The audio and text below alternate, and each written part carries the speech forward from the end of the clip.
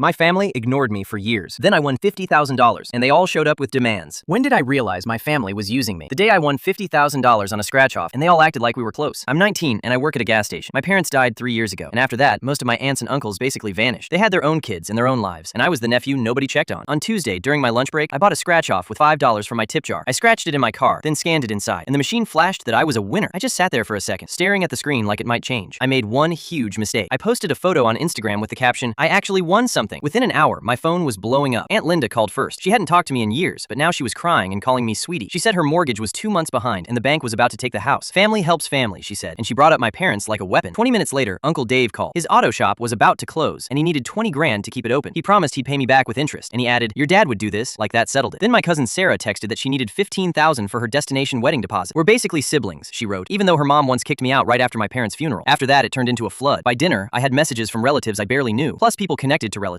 Student loans, rent, medical bills, car repairs. Everyone had a story and an exact number. Almost nobody said congratulations. They just asked, then waited. When I didn't answer right away, the tone changed. One aunt wrote that I was forgetting my family. Another said my parents would be ashamed if I kept it all. The calls kept coming while I was at work, ringing up snacks like everything was normal. The next morning, Uncle Dave showed up at the gas station in a suit with a briefcase. He walked up like he was meeting a banker, not his nephew. He said he'd been thinking all night and he had a plan. Then he spread papers out across the coffee counter. "I set up a family investment fund," he announced. "We'll pool your winnings and I'll manage it so everyone benefits." He pointed at lines and talked fast, like the decision was already made. I asked what I got out of it. He smiled and said there would be fees, costs, and a fair distribution for everyone who's struggling. I grabbed a receipt and did the math. After his fair split, my $50,000 turned into about $3,000 for me. $3,000, and the rest would go to people who couldn't even text me when my parents died? Dave watched my face, then patted my shoulder and said my parents would be proud that I was holding the family together. I stepped back and told him I needed time. He leaned in and said we could sign something simple right now. When I said no again, his voice got hard. He said I was selfish and that family doesn't say no. He finally left, but he told me I'd regret it. 10 minutes later, he called again and left a voicemail saying I owed the family. Aunt Linda texted that she was coming by to talk. At work, my manager asked me to keep the drama away from the counter, with customers watching. That night, I sat in my tiny studio apartment with the ticket on the table and my phone buzzing non-stop. I kept thinking about how quiet it was after the funeral and how loud it was now. These people didn't show up for me, they showed up for the money. By the time I went to bed, I knew what I was doing. The next morning, I went to the bank as soon as it opened. I cashed the ticket and withdrew the full amount in cash. I didn't want anyone trying to freeze my account or claim some deal I never agreed to. The teller counted it out and I shoved the envelope under my hoodie and walked out fast. On the way back, I bought a prepaid phone and a one-way Greyhound ticket to Seattle, the place my parents always said they wanted to visit someday. Back at my apartment, I packed clothes, my documents, and the only photo of my parents I still carried. My old phone kept buzzing, so I opened the family group chat one last time. Uncle Dave had already typed, "We need to finalize this today." Aunt Linda wrote, "Don't be selfish. We need you." I took a deep breath and typed, "The family fund is closed permanently." Then I typed, "Don't contact me again," and hit send. I blocked every number I could, taped a note on my door that said, "Thanks for the investment advice. I'm investing in my future, just not the way you expected," and I locked up. At the bus station, the air smelled like diesel and rain. My old phone started ringing again, but I turned it off.